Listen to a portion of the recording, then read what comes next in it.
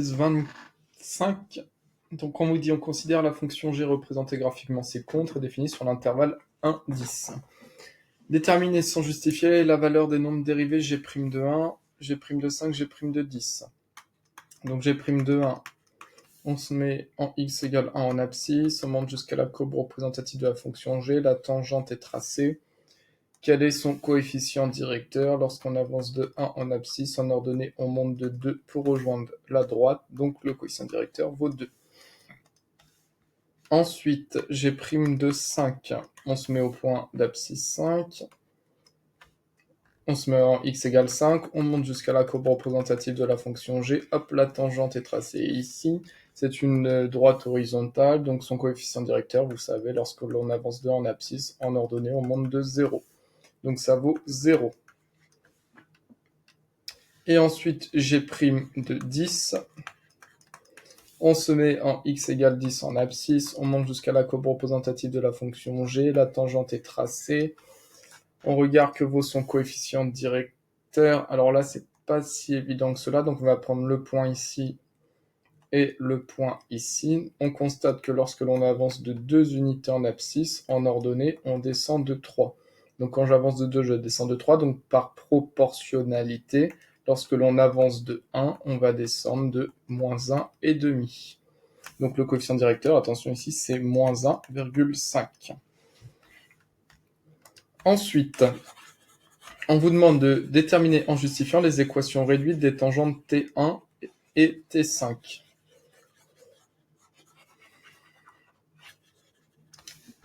Et T10, c'est pas demandé, mais on peut le faire. Donc moi, je vais vous faire T10, ce n'est pas demandé. Donc T10, c'est une droite. C'est une droite qui est ici. Donc l'équation réduite, c'est y égale g' de 10, facteur de x moins 10 plus g de 10. Donc ça donne y égale moins 1,5, facteur de x moins 10 plus g de 10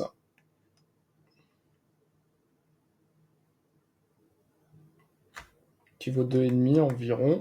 Donc on trouve que y c'est environ moins 1,5x plus 15 plus 2,5.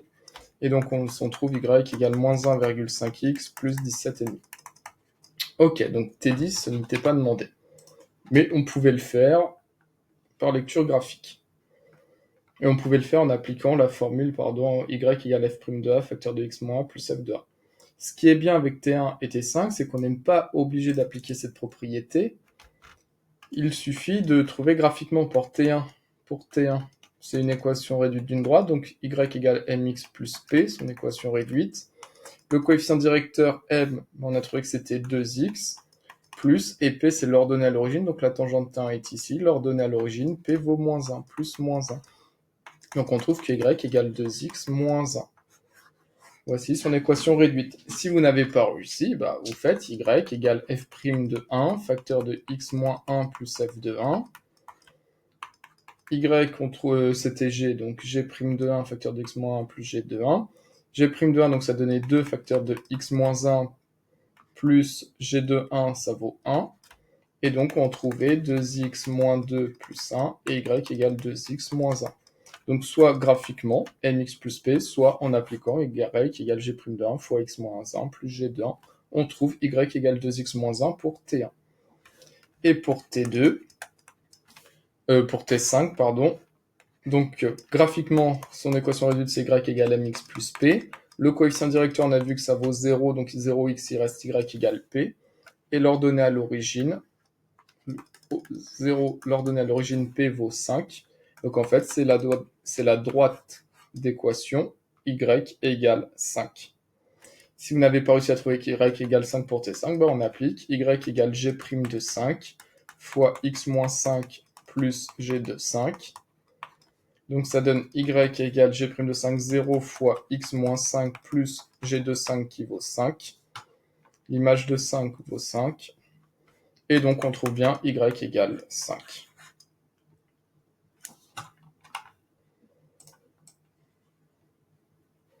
Ensuite, on vous dit, on admet que g' de 3 vaut 0.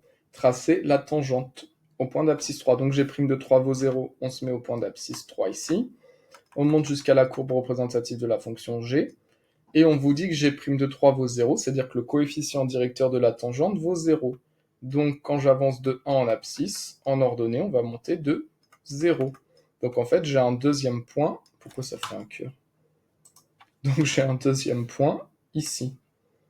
Donc en fait, la tangente, hop, on va pouvoir la tracer. Ça va être ça, la tangente T3. Elle est là.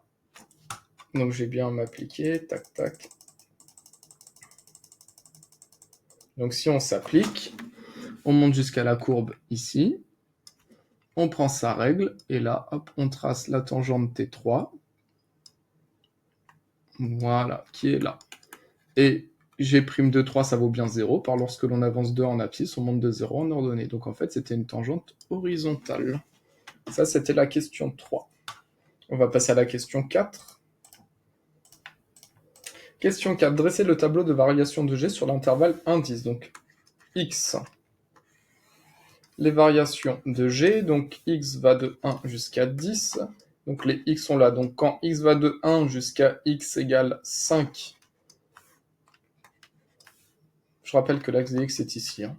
La fonction est croissante. Ensuite, pour x allant de 5 jusqu'à environ 7,5, la fonction est décroissante.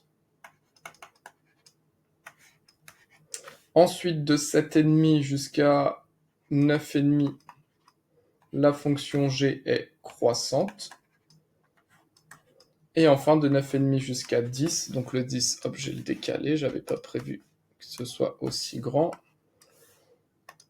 Hop, 9,5 jusqu'à 10, la fonction g est décroissante. Quand x vaut 1, g de 1, ça vaut 1. Quand x vaut 5, on avait trouvé 5. Quand x vaut 7,5, ça vaut environ 1,8. Quand x vaut 9,5, environ 2,8. Et quand x vaut 10, on avait vu environ 2,5. Voilà, on a le tableau de variation de g sur l'intervalle 1,10. Et on vous dit, à la suite, dressez le tableau de signes de la dérivée g'. Alors, g', on n'a pas sa courbe représentative ici. Non. Mais on a un théorème du cours. Que nous dit le théorème? Une fonction g est croissante. Ça, c'est le théorème du cours. Une fonction g est croissante sur un intervalle i. Si et seulement si sa dérivée g' est positive sur i. Et par analogie, g est décroissante sur i, si et seulement si sa dérivée est négative sur i. Donc là, qu'est-ce qu'on peut dire? On peut dire que sur l'intervalle 1,5, la fonction g est croissante. Donc comme g est croissante sur l'intervalle 1,5, d'après le théorème du cours, une fonction est croissante si et seulement si sa dérivée est positive. Ensuite, sur l'intervalle 5 jusqu'à 7,5, la fonction g est décroissante, donc fonction g décroissante, dérivée négative, d'après le théorème du cours. Une fonction sur l'intervalle 7,5 jusqu'à 9,5, la fonction g est croissante, donc d'après le théorème, la dérivée est positive. Et enfin, sur l'intervalle 9,5 jusqu'à 10, la fonction g est décroissante, donc d'après le théorème, la dérivée sera négative. Et on n'oublie pas de rajouter quelque chose. Quand on passe d'un nombre positif à un nombre négatif, on passe forcément par 0. Et c'est logique, on l'a vu graphiquement, quand x vaut 5, g' de 5, ça vaut 0. On l'avait vu ici, quand x vaut 5, g' de 5, ça vaut 0. Ensuite, quand x vaut 7,5, la dérivée vaut 0, on passe d'un nombre négatif à positif, donc on passe forcément par 0. Et donc, si on devait tracer la tangente pour x égale 7,5, là, c'est-à-dire qu'on aurait une tangente horizontale. On a même une tangente horizontale ici. Et quand x vaut 9,5, on passe g' positif, g' négatif. Donc quand x vaut 9,5, la dérivée vaut également 0. Et en effet, graphiquement, quand x vaut 9,5, là, hop, la tangente serait horizontale, g' de 9,5 vaut 0. Et voilà, donc là, c'était une application du théorème du cours. Une fonction est croissante si et seulement si sa dérivée est positive. Une fonction est décroissante si et seulement si sa dérivée est négative. Et lorsqu'on passe d'une dérivée positive à une dérivée négative, on passe forcément par 0. Voilà pour la correction de l'exercice 25.